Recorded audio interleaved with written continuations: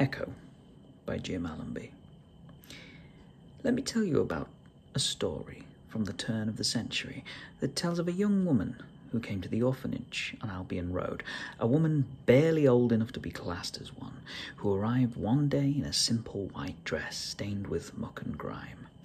She came with no possessions, no belongings, and no other items of clothing. Her hair was dirty as her dress, matted and tangled. Her face was covered in soot, and she smelled as if she hadn't washed in many weeks. The matron took her in and bathed her. When she had finished with her, what emerged was a young woman, not exceptionally beautiful, but attractive, with long, dark blonde hair, hazel eyes, a pale face, narrow nose, and perfectly white teeth.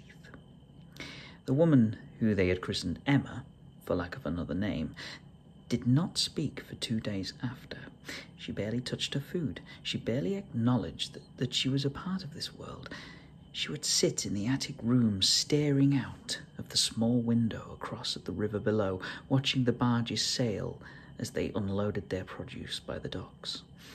It was only when the sickness came that Emma finally began to exist in this world, for want of a better word.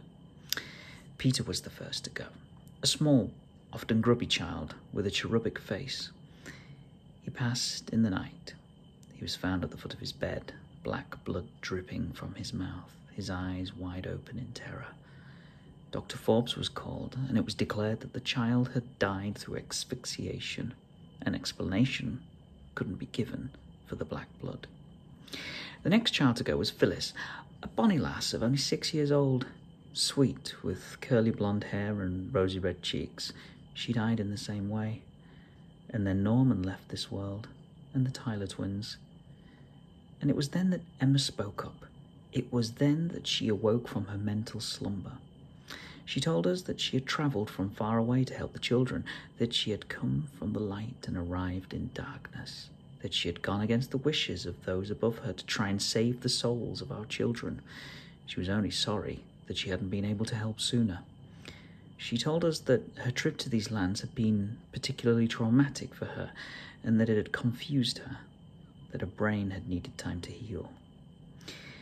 She had heard echoes of the children crying out in terror. She had felt compelled to come to their assistance. She said that she would be punished for her transgressions, but that was not important. What was important was saving the children. And save the children she did. To this day, and to my dying day, I will never be able to explain the manner of which she operated, but like some sort of angel, she made her way around the orphanage, whispering strange foreign words under her breath. She would touch each of the children's foreheads, as if blessing them, before she finally reached a room at the back of the building, a room that had not been used for many years. She told us that darkness lay beyond the door, that it only came out when the house was asleep, when not a soul was watching. She had a responsibility to send it back to the darkness. She had insisted that we stay back as she made her way into that blackened room. She warned us not to follow her. And so that's where she stayed for 3 more days, 3 days of silence. We dared not interrupt her. Then, one night, as the clock struck midnight, there came the most unearthly, terrible cry I had ever heard. There was one single blow on the wooden door that led into the room, and then nothing. Silence. Dawn came. Emma exited the room, her pale face whiter than it had seemed before. She had thanked me and the staff and then said goodbye to the children. Then she had quietly and serenely exited the building by the same doorway she had entered it. Before she left, she turned to me and gave me one more look. She explained to me that her name was not Emma, but she would always treasure it as her own. When I asked her what her name really was, she said one simple word: Echo. And as the sun rose above the church across the road, the light burned bright, a light the brightness of which I had never experienced before. the sort of light that extinguishes any inch or square of darkness and burns bright into your eyes long after it has dispersed. When I opened my burning eyes, Emma had gone. The story of Emma would be told for many years to come. The story of how a mysterious girl had come to our world to save our children's souls.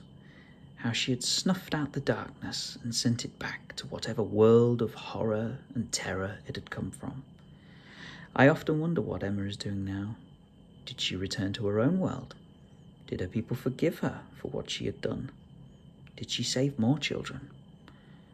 I have never seen her again, and to my mind neither has anyone else, but I will die safe in the knowledge that once, in my lifetime, a true angel walked this earth.